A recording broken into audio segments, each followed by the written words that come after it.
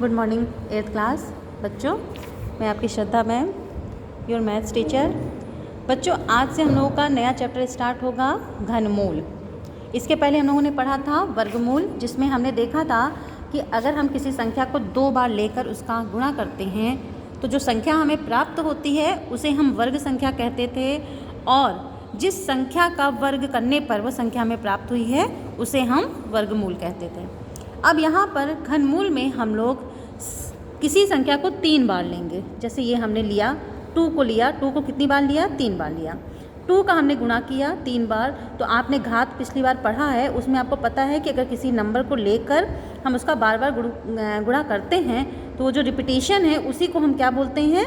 घात बोलते हैं। तो जैसे यहाँ पर 2 को हमने 3 बार लिया तो 2 के ऊपर हम घात कितनी दिखाएंगे? 3 दिखाएंगे। और ये गुणनफल जो आ रहा है, यानी कि गुणनफल कितना आ रहा है? 2 का हमने 3 बार गुणा किया तो गुणनफल आ रहा है 8। तो ये जो 8 है ये 2 का घन कहलाएगा। 2 का घन कौन है? 8 है।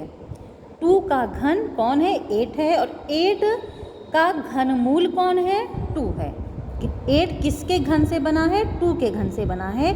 इसलिए 2 जो 2 होगा वो 8 का घनमूल होगा, और 2 का घन कौन होगा? वो 8 होगा। इसको समझने में आपको ज़्यादा दिक्कत नहीं होगी, क्योंकि वर्गमूल सेम टू सेम था, पर वहाँ पे 2 बार संख्याएं लेते थे, यहाँ पर 3 बार लेते हैं। तो कुल मिलाकर यही है कि आपको कोई भी संख्या लेनी है उसको 3 बार गुणा कर देना है। घात के रूप में आप उसके ऊपर 3 घात दिखाएंगे, और जो गुणनफल होगा वो उस संख्या का घन कहलाएगा। आप इसको इस प्रकार से, इसको इंग्लिश में आप बोल सकते हैं, नॉर्मली इंग्लिश में ही वर्ड्स इसमें यूज़ किए जाते हैं। क्यूब बोला जाता है उसको, क्यूब, CUBE, क्यूब। तो हम इसको पढ़ते हैं 2 का घन भी बोल सकते हैं, या अगर इंग्लिश में बोलें शॉर्टकट में तो 2 क्यूब आप बोल सकते हैं। तो 2 क्यूब इज इक्वल टू 8। इसी प्रकार से 3 का 3 बार गुणा किया है तो 3 क्यूब इज इक्वल टू 27। आप 3 का 3 बार गुणा करके देख लीजिए, 27 आता है। 5 क्यूब इज इक्वल टू 125। 5 का 3 बार गुणा करके देखिए, 5 क्यूब कितना आता है? 125। तो आप कह सकते हैं 2 cube is equal to 8, 3 cube is equal to 27, 5 cube is equal to 125। तो बच्चों, आज इसमें आपको सिर्फ ये काम करना है कि आपको संख्या 1 से लेकर 10 तक की सभी संख्याओं का घन लिखना है।